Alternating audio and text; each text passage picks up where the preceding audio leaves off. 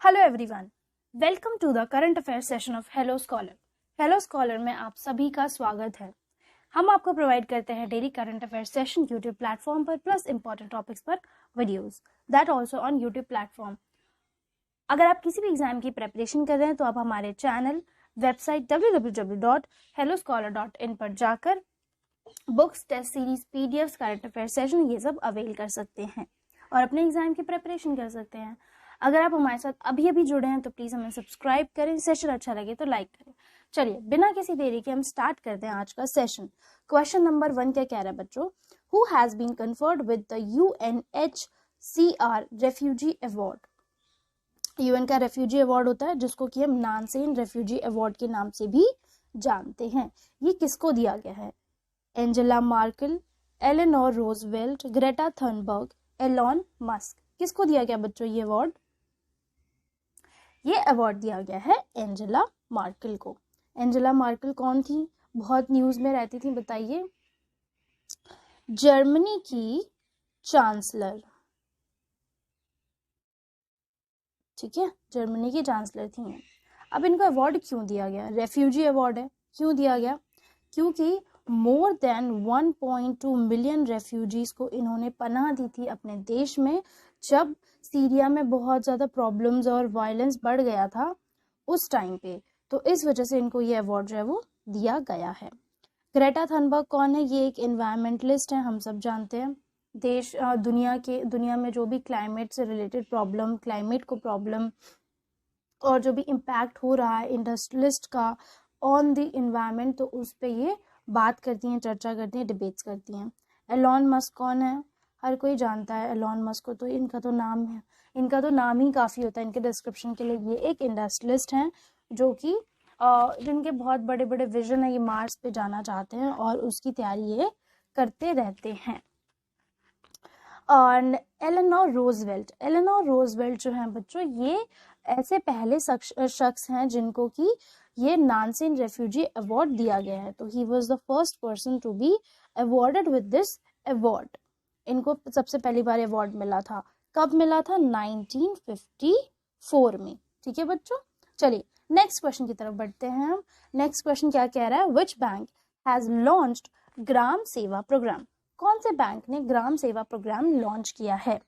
Central bank, PNB यानी Punjab national bank, SBI, ICICI bank. कौन से बैंक ने लॉन्च किया है? गेस करने की कोशिश कीजिए। ये ग्राम सेवा प्रोग्राम हर साल न्यूज में रहता है। तो बच्चों ये लॉन्च किया है हमारे एसबीआई ने। ठीक है, ये ग्राम सेवा प्रोग्राम है। ग्राम का मतलब क्या होता है? वो किलोग्राम और ग्राम वाला नहीं, ये ग्राम का मतलब है विलेज। ठीक है, अब विलेज का क्या मतलब है? मतलब गांव सेवा प्रोग्राम, ग्राम सेवा प्रोग्राम, इसका मतलब क्या हुआ? इसका मतलब ये हुआ कि एसबीआई जो है वो हर साल कुछ गांव को, कुछ विलेजेस को अडॉप्ट करता है, फिर उसमें बेसिक फैसिलिटीज जैसे एजुकेशन, हेल्थ, इंफ्रास्ट्रक्चर, इन सबको डेवलप करता है। आज के टाइम पे भी ऐसे बहुत सारे गांव हैं, छोटे छोटे कस्बे हैं जहां पर एजुकेशन भी नहीं है। एजुकेशन तो बहुत बेसिक इम्यूनिटी होती है, वो भी नहीं है। गांधी जयंती आप सबको पता है कब मनाई जाती है? 2 अक्टूबर को। उस दिन 4th फेज जो है ग्राम सेवा प्रोग्राम का लॉन्च किया गया। ग्राम सेवा प्रोग्राम जो, इसके 3 फेजेस ऑलरेडी हो चुके हैं। सबसे पहला ये लॉन्च किया गया था 2017 में। 2017 से लेकर 2022 तक कम से कम 100 विलेजेस जो है वो एसबीआई अडॉप्ट कर चुका है और उसको डेवलप कर चुका है। ये प्रोग्राम क्यों लेकर आए थे? हम आत्मनिर्भर भारत की बात करते हैं, तो ये प्रोग्राम जो है वो आत्मनिर्भर रूरल इंडिया की बात करता है, यानी कि जो हमारा ग्रामीण क्षेत्र है वो भी डेवलप होना चाहिए। ठीक है बच्चों, और ये सारी चीज़ें जो है वो एनजीओज, एसबीआई फाउंडेशन, इन सब के साथ मिलकर एसबीआई करता है ताकि ये सोशल इकोनॉमिक ट्रांसफॉर्मेशन उन गाँव में ला सके और बहुत सारे लोगों की जो लाइफ है वो भी बेटर हो सके। एसबीआई के बारे में बात करते हैं तो एसबीआई का जो हेडक्वार्टर है वो कहाँ पर है? ये है मुंबई, महाराष्ट्र में। ठीक है बच्चों, मुंबई, महाराष्ट्र में। चलिए नेक्स्ट क्वेश्चन की तरफ बढ़ते हैं। Which country will host 2029 Asian winter games. Asian winter games कहाँ पर होंगे? Serbia, Dubai, Oman, Saudi Arabia. कौन सी कंट्री में होंगे बच्चों, गेस करिए। वैसे मैं जानती हूँ आपके दिमाग में दुबई आ रहा होगा, बट नहीं, ये होंगे सऊदी अरेबिया में। ठीक है, सऊदी अरेबिया में ये गेम्स जो है वो कंडक्ट करवाए जाएंगे 2029 में। ठीक है, अभी नहीं, 7 साल के बाद 2029 में। चलिए जानते कहाँ पर होगा, डेजर्ट मेगा सिटी। ठीक है, डेजर्ट मेगा सिटी, वहां पर ये होंगे। अब हम देखते हैं कि जो सऊदी अरेबिया ना, वहां पे मोनार्की चलती है। मोनार्की मतलब किंग्स रूल, है ना। अब किंग्स रूल है तो कौन किंग है, कौन प्रिंस है, प्रिंस है, किंग है प्रिंस मोहम्मद बिन सलमान। ठीक है, वो वहां पे रूल करते हैं। उनका एक विजन है कि वो जो रिलायंस है, मतलब जो उनका जो डिपेंडेंसी है ऑयल पर, वो खत्म हो जाए, प्लस वो अपनी इकोनॉमी जो है वो अलग अलग और भी एस्पेक्ट से डेवलप करें, जैसे कि स्पोर्ट्स, यानी कि अपने कंट्री को इतना वेल इक्विप्ड बना दो कि वेल इंफ्रास्ट्रक्चर बना दो कि जितने भी स्पोर्ट्स इवेंट होते हैं वो आपकी कंट्री में भी हो। तो इससे आपकी इकोनॉमी भी डेवलप करेगी, एम्प्लॉयमेंट तो जनरेट होता है, प्लस उससे इकोनॉमी भी डेवलप होती है। इन्होंने एक प्रोजेक्ट लॉन्च किया है, प्रोजेक्ट है त्रोजीना। ठीक है, त्रोजीना एक प्रोजेक्ट है। इसमें ये क्या करेंगे, इसमें ये एक आउटडोर स्कीइंग बनाएंगे, man made fresh water lake बनाएंगे, नेचर रिजर्व बनाएंगे। ये सारी चीज़ें जो हैं ये बनाएंगे ताकि जब यहाँ पर ये गेम्स जो हैं, जब यहाँ पे विंटर गेम्स हो, तब एक बहुत अच्छा इंफ्रास्ट्रक्चर तब तक डेवलप हो जाए इनकी कंट्री में। ठीक है, इसका एक्चुअली नाम है नियोम प्रोजेक्ट। इसके तहत ये सारी चीज़ें यहाँ पे डेवलप होंगी। चलिए नेक्स्ट क्वेश्चन की तरफ बढ़ते हैं बच्चों। Who will build everything app. ठीक है, एवरीथिंग ऐप को कौन बिल्ड करेगा।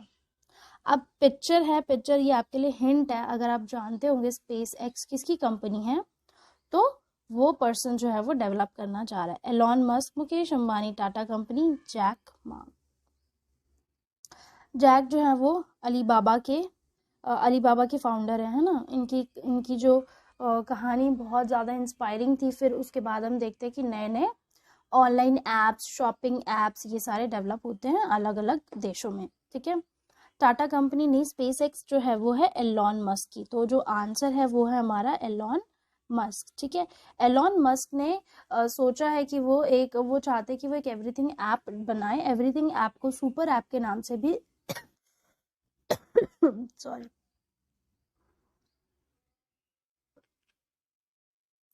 इस ऐप को सुपर ऐप के नाम से भी जाना जाता है।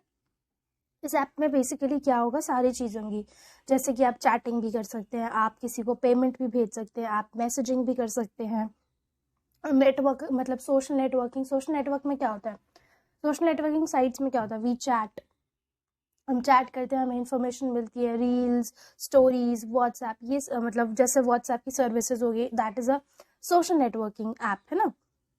तो वो जो एवरीथिंग ऐप होगा उसको बिल्कुल मतलब हर चीज़ उसमें इंक्लूडेड होगी, हर चीज़ की फैसिलिटी वो ऐप देगा। ऐसा ऐप जो है वो एलॉन मस्क डेवलप करना चाहते हैं।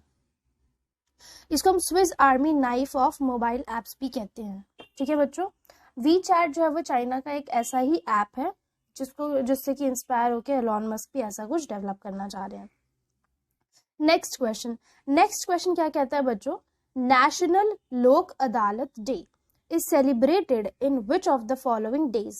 5th September, 2nd October, 12th November और 1st January। कौन सी डेट पे बच्चों नेशनल लोक अदालत डे सेलिब्रेट किया जाएगा, बहुत इंपॉर्टेंट है। इसमें क्या होगा वो सब मैं आपको बताऊंगी, पहले आप आंसर देने की ट्राई करें। 5th, 2nd October, 12th November, 1st January। बच्चों ये सेलिब्रेट किया जाता है 12th November को हर साल। ठीक है, नेशनल लोक अदालत डे।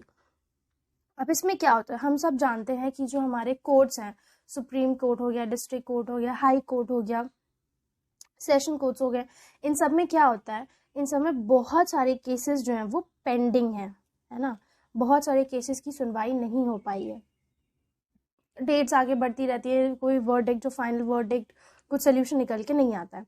तो इस डे पर क्या किया जाता है, इस डे पर सारे कोर्ट्स मतलब supreme court, high court, session court, इन सब कोर्ट्स में सेटलमेंट के थ्रू, ठीक है, दोनों पार्टीज के बीच में सेटलमेंट्स के थ्रू कुछ भी ऐसे समझौता कर दिया और केस को क्लोज कर देते हैं, ठीक है। अब ऐसा नहीं कि जबरदस्ती नहीं करते कि दोनों पार्टीज को फोर्स करते हैं कि आप सेटलमेंट करें और फिर केस क्लोज करें, ऐसा नहीं। ये पूरा एनालाइज करते हैं बहुत टाइम पहले से कि अच्छा इतने इतने केसेस हैं, ये केसेस सेटलमेंट के थ्रू खत्म हो सकते हैं, डिस्पोज ऑफ हो सकते हैं, तो क्यों ना इन्हें करा जाए, ताकि जो हमारा कोर्ट है, जो हमारा जुडिशरी है, उस पर बहुत ज़्यादा बर्डन ना आए, ठीक है। अपनी मर्जी से लोग करते हैं, अगर लोग सेटलमेंट के थ्रू वो केस डिस्पोज ऑफ करना चाहते हैं तो उनकी विश होती है, ठीक है। चलिए नेक्स्ट क्वेश्चन की तरफ बढ़ते हैं हम। Third global artificial intelligence summit and award held in which of the following city. City नहीं, ये टाइपिंग मिस्टेक है, यहाँ पे कंट्री है। रियाद, इंडिया, दुबई और जर्मनी, ठीक है। इन चारों देशों में से कौन से देश में थर्ड एडिशन हुआ है global artificial intelligence summit and awards का? बच्चों ये हुआ है हमारे प्यारे भारत में, ठीक है। भारत में कहाँ?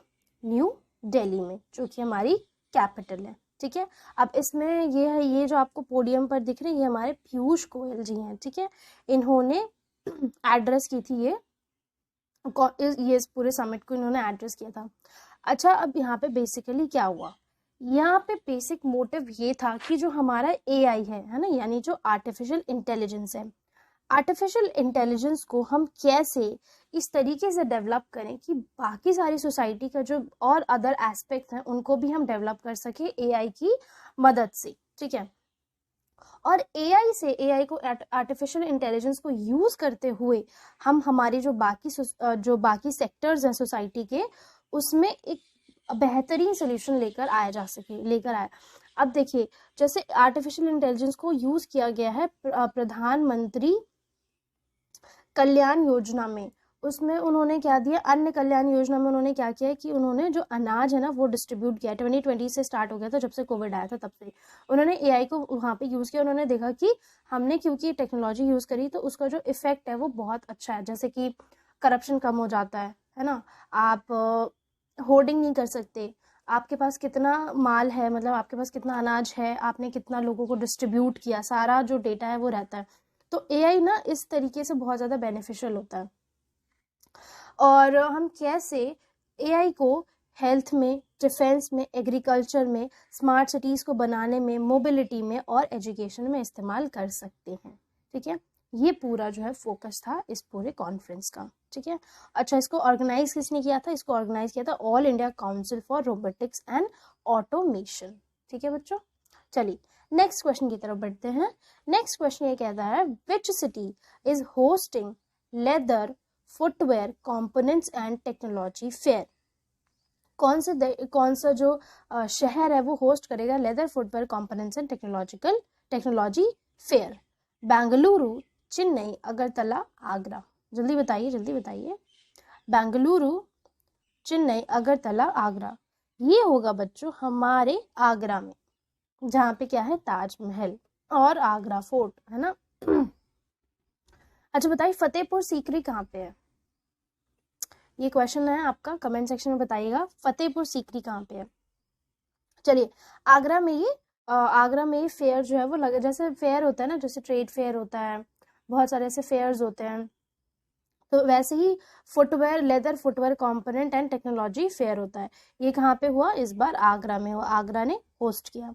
अब यहाँ पे देखिए क्या पता चलता है कि जो हमारा इंडिया है वो सेकंड लार्जेस्ट प्रोड्यूसर होने के साथ साथ एक्सपोर्टर भी है लेदर गारमेंट्स का।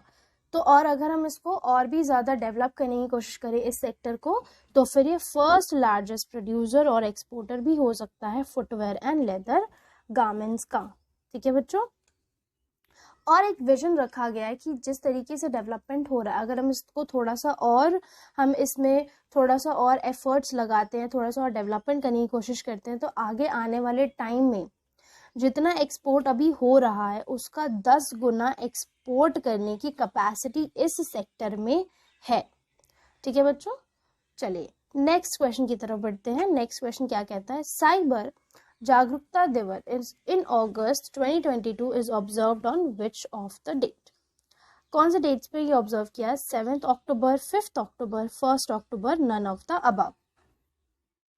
बच्चों थोड़ा सा टेक्निकल सा इसका आंसर है, वैसे इसका आंसर जो है वो है 5 अक्टूबर, ठीक है। अब जो ये जो साइबर जागरूकता दिवस है ना, ये हमेशा पहले बुधवार को, हर महीने के पहले बुधवार को ये सेलिब्रेट किया जाता है, यानी हर महीने इसको सेलिब्रेट किया जाता है और हर महीने के पहले बुधवार को इसको सेलिब्रेट किया जाता है। अब क्यों सेलिब्रेट किया जाता है? साइबर जागरूकता दिवस है तो ऑब्वियसली होता है अवेयरनेस डे है, तो इसमें हम इंटरनेट यूजर्स को अवेयर कराते हैं, ये डे इसी वजह से सेलिब्रेट किया जाता है ताकि आप कैसे साइबर फ्रॉड और साइबर क्राइम्स के अगेंस्ट अपने आप को बचा सके, अपने आप को सेफ गार्ड कर सके, उसी के लिए ये पूरा दिवस जो है वो सेलिब्रेट किया जाता है। चलिए नेक्स्ट क्वेश्चन की तरफ बढ़ते हैं। Who has been appointed as the MD and CEO of SBI General Insurance? SBI का नहीं, SBI General Insurance का MD and CEO कौन बने हैं? ये जो चेहरा आपको दिख रहा है, अगर आपने इसको न्यूज में देखा होगा तो आप पहचान सकते हैं कि ये कौन है। दिनेश कुमार खारा, डॉक्टर एन कामाकोदी, लिंगम वेंकट प्रभाकर, किशोर कुमार पुलुदासु कौन बने हैं एमडी एंड सीईओ? जल्दी बताइए बच्चों, जल्दी बताइए।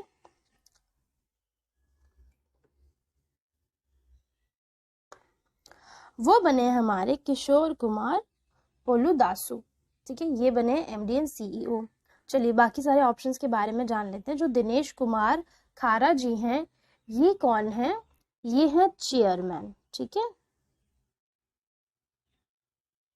चेयरमैन है एसबीआई के, ठीक है।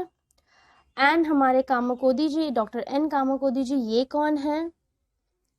ये हैं सिटी यूनियन बैंक के एमडी एंड सीईओ, ठीक है।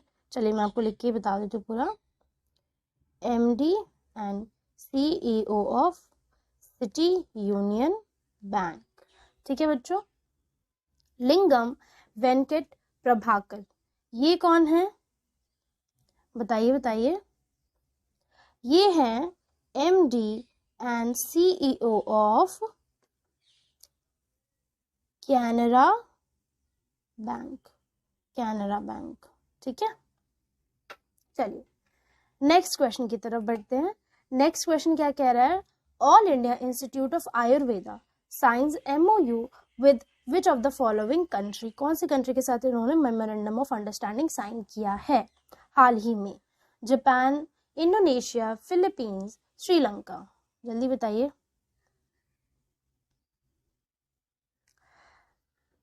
इन्होंने साइन किया है, ये जो इंस्टीट्यूट है ऑफ आयुर्वेदा, इन्होंने साइन किया है जापान के साथ, ठीक है।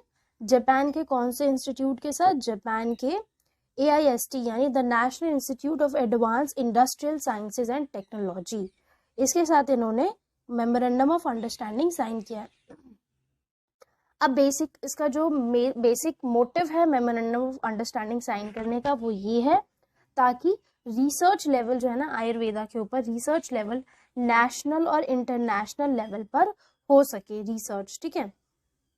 और ऐसा नहीं कि जो हमारा आयुर्वेदा इंस्टीट्यूट है, इन्होंने सबसे मतलब सिर्फ इन्हीं के साथ मेमोरेंडम ऑफ अंडरस्टैंडिंग साइन किया है।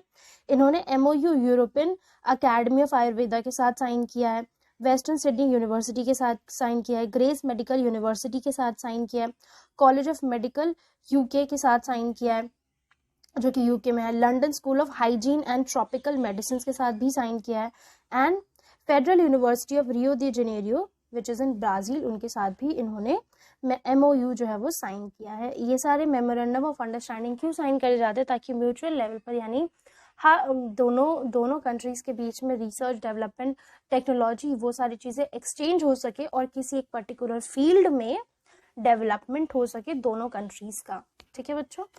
Thank you for watching. I hope you liked the video. Kindly like, share, comment and subscribe to our channel.